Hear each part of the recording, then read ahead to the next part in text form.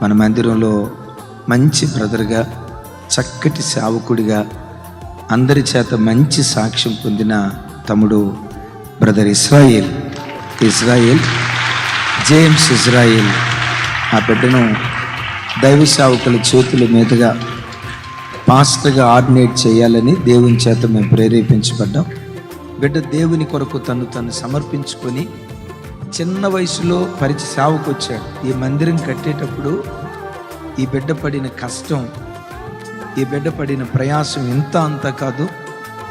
అందరూ 2 చేతుల పైకెత్తి రాగల కాలంలో గడిచిన తరాల్లో ఏ సేవకుడిని వాడుకోని రీతిగా కృపగల దేవుడు యవన బిడ్డను వాడుకున్నట్లుగా అన్న పేరు జేమ్స్ ఇజ్రాయేల్. అందరూ మీ చేతుల పైకెత్తి ఒక్క క్షణం నోరు తెరిచి అందరూ 1 నిమిషం ప్రార్థన చేయండి.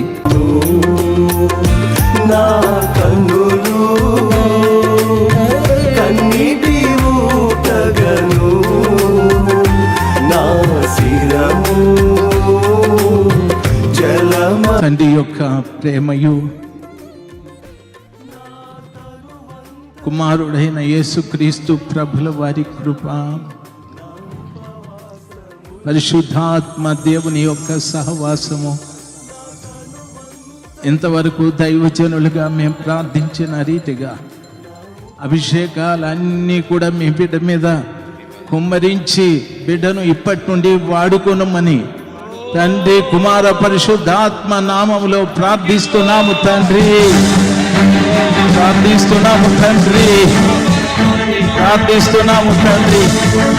నీ బిడ్డ నిలబడ్డ చోటు మీరు నిలబడినట్లుగా ఉండాలి ప్రభువా. మాట్లాడిన ప్రతి మాట మీ మాటగా ఉంటును గాక. హల్లెలూయా. వందనాలు స్వామి, వందనాలు. యేసు నామములో ప్రార్థిస్తున్నాను తండ్రి.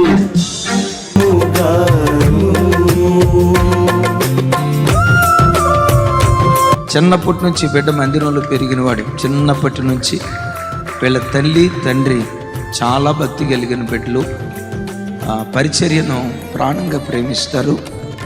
దేవుని కృప, దేవుడిచ్చిన సంఘ పెద్దలందరూ అలాంటి మనసు కలిగిన వాళ్ళే. ఈ బిడ్డలు కూడా నన్ను కానీ సావుకురాల్ని కానీ పరిచర్యను ప్రేమించే విషయంలో ఏమంటారు, కడుపును పుట్టిన పిల్లలైనా అట్లా చూసుకుంటారో లేదో తెలీదు, అంతకంటే ఎక్కువగా ఈ బిడ్డలు మమ్మల్ని చూసుకుంటారు.